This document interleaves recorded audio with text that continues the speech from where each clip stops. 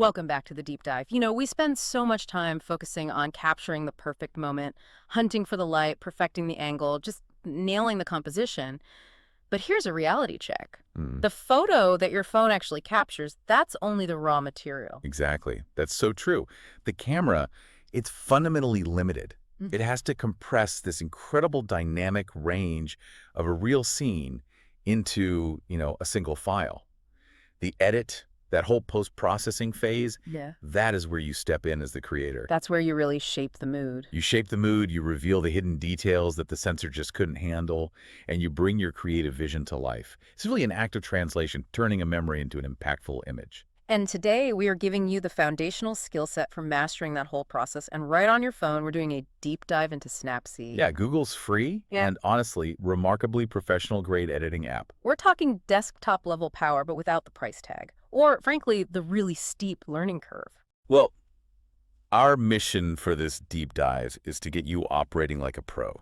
We want you to move past that initial feeling of, you open the app and you just see this toolbox full of mysterious gadgets. Right. We're giving you the core tools and, this is crucial, a professional, structured workflow so you can confidently tackle any photo, whether it's a tricky landscape, a backlit portrait, whatever it is. So before we even touch a single slider, let's just quickly talk about the power of post-processing. Why do we even edit? Okay, yeah. First and foremost, I think for correction, we correct exposure brightening photos that are too dark or, and this is critical, recovering details in the extreme light and dark areas. Shadows and the highlights. Yeah, Yeah, the places the camera just blew out or crushed to black. exactly. And then you move from correcting to enhancing, and that's where the magic really happens. We enhance color, to make dull skies bluer, make a cold sunset actually feel warm, like you remember it. Right, to match how you felt in the moment. And editing is also the ultimate tool for emphasis. You can guide the viewer's eye by selectively adjusting brightness or contrast. You make sure the subject is the absolute star of the show. And that leads to the cleanup aspect, which is so important. Using editing to just remove distractions. Oh, for sure. Getting rid of a piece of litter, erasing a stray power line that's cutting right across your beautiful vista. Or my personal favorite, getting rid of that stranger who walked into your otherwise perfect scene. It's all about making sure the image tells the specific story you want it to tell. Okay, so let's unpack this and start with the foundational feature that makes Snapseed so approachable.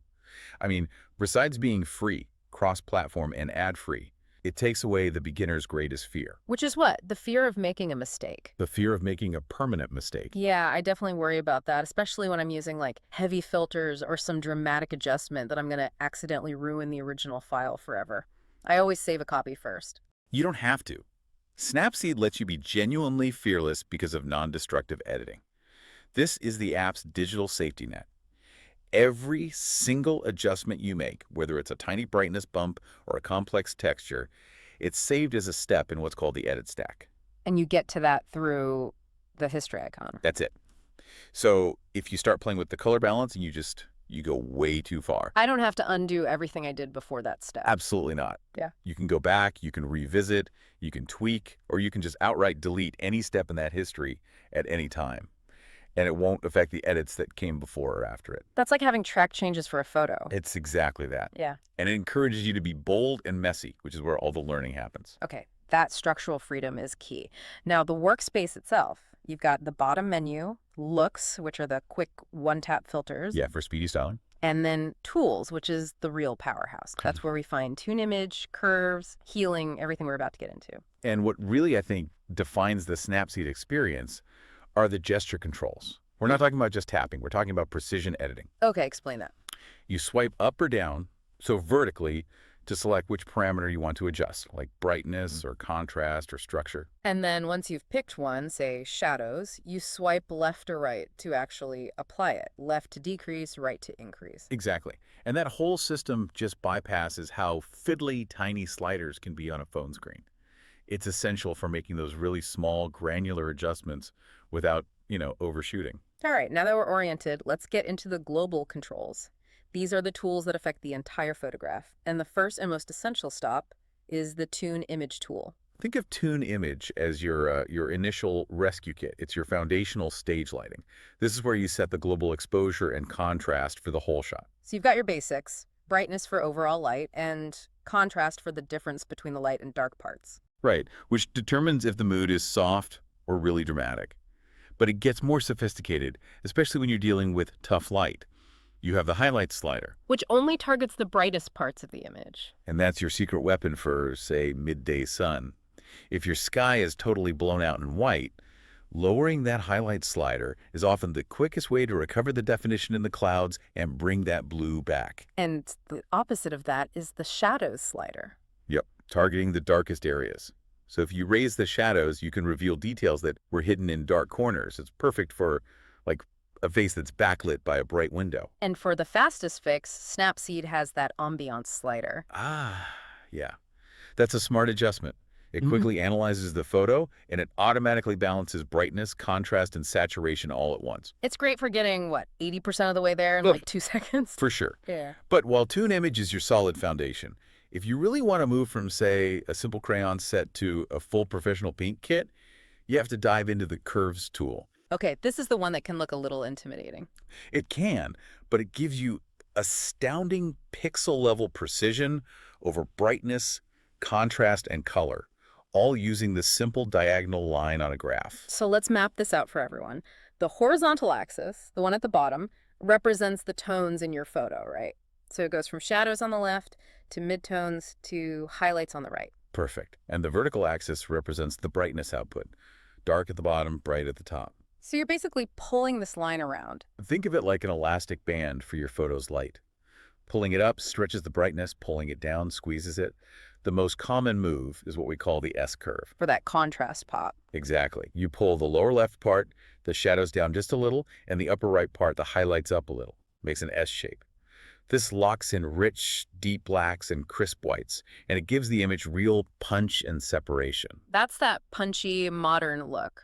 But curves can also do these really artistic effects, like the faded film look. How does that work? It's actually really simple. You just grab the absolute bottom left corner of the line and lift it straight up, off the axis. So you're telling the program what? You're telling it, do not render my darkest shadows as pure black. Render them as a dark gray. And that creates that beautiful, matte, washed out effect that you see in a lot of classic film. And that's where the cinematic look comes from too, right? With the individual color channels. 100%. The red, green, and blue channels. If you want that teal and orange look you see in every single blockbuster movie, Yeah. you manipulate these channels. So for example, to add warm golden tones, you go to the blue channel curve and you pull it down in the shadow region. Since blue and yellow are opposites, pulling blue out adds warmth in. And if you pulled it up, You'd add a cool blue tint to the whole image. That's real color grading, and you're doing it all on your phone. so we've set the light, we've perfected the tone and color, but a photo can have perfect lighting and still feel, I don't know, incomplete if the texture or the framing is unintentional. Hmm. So that's our next step, texture and composition. Right. And texture is managed primarily by the Details tool. It's got two main sliders. The first is structure. And structure is what brings out that critical mid-tone contrast. It's the detail in things like fabric or concrete or wood grain. It's fantastic for landscapes and architecture. It makes surfaces feel tangible. But here's the caution you have to remember. If you use structure on a portrait, be very, very careful. Too much of it makes faces look harsh because it exaggerates every single pore and fine line. Oh, that's a great tip. So you have to be selective with it. Very. And the other slider in there is sharpening, which just makes edges crisper. But like structure, subtly wins. Over-sharpening is really easy to spot. You get these weird glowing halos around objects. So once the texture is defined, we make sure the frame is intentional. The rotate tool seems simple, but it's a hidden hero for its auto-straighten feature. Oh, absolutely. A tilted horizon on a beach photo just ruins the balance. It makes the whole ocean look like it's about to spill out of the frame. And the perspective tool is a lifesaver for city photographers. You shoot a tall building from the street, and it looks like it's leaning backward. Yep. And you use the vertical tilt option in perspective to pull those lines straight again. And what's cool is when you do that, it can create these empty corners in the frame. Right. Snapseed has a feature called Edge Fill that intelligently fills those gaps in for you so you don't have to crop in and lose part of your shot. And finally, there's the crop tool, which isn't just about trimming edges, it's about reframing the entire story. You can go from a standard photo shape to a dramatic 16.9 cinematic look or a square for social media. And that fundamentally changes how the viewer experiences the photo. Wow. So, okay, Hmm. we've established all the global controls, the changes that affect the entire image evenly. But what happens when, 95% of your image is perfect, but one crucial area, like the main subject's face, is just too dark? Right. That's when we need to get into local precision. You need a spotlight, not a floodlight. And that, I'm guessing, is the selective adjustments tool. That's exactly it. You place what's called a control point directly on the area you want to adjust. Then you can pinch or spread your fingers to resize the circle, defining the precise radius of the effect. So you're literally shining a flashlight only where you need it. You are, and what's brilliant is that the algorithm is smart. It applies the change mostly to similar colors and tones within that circle. Ah, so you can brighten a face that's in shadow without blowing out the already bright background behind it. Or you could boost the saturation of just a red sweater without affecting the color of the wall behind it. It's incredibly precise. You can locally adjust brightness, contrast, saturation, and even structure. So you could reduce structure on skin to soften a portrait. Exactly. Or boost contrast in just an overcast sky to give it more mood, all without touching the landscape below. Okay, moving from precision to cleanup, we have the healing tool, which I've heard called the magic eraser of mobile editing. And it really earns that name. The healing tool works by replacing the area you brush over with intelligently sampled pixels from the immediate surroundings. It blends the fix in naturally. So if I have a great shot of a forest path, but there's a little piece of blue plastic on the ground, I can just brush over it. Absolutely. The general rule is this. It's brilliant for removing small, simple distractions. Litter, minor blemishes on skin, dust spots, thin power lines. Pro tip, though, always zoom in for accuracy. And use small strokes, not one big one. Yes. Use small, separate, deliberate strokes instead of one large, continuous brush. It gives the algorithm a better chance to blend it perfectly. But it doesn't always work perfectly, does it? Where does it struggle? It struggles when you try to remove large objects that are against a complex, patterned background, like trying to remove a whole person who's standing in front of a detailed brick wall. The biggest beginner mistake is trying to do too much at once. Tiny, repeated taps work way better than one long swipe. Okay, by now you've mastered the core tools individually. But as we said at the start, professional editing isn't about just randomly jumping between features. It's about consistency. It's about efficiency, yeah. This is why developing a deliberate workflow is, well, it's non-negotiable if you want to get serious. A workflow is your base recipe. That's a great way to put it. It ensures that whether you're working on a bright portrait or a moody street shot, you follow a logical process.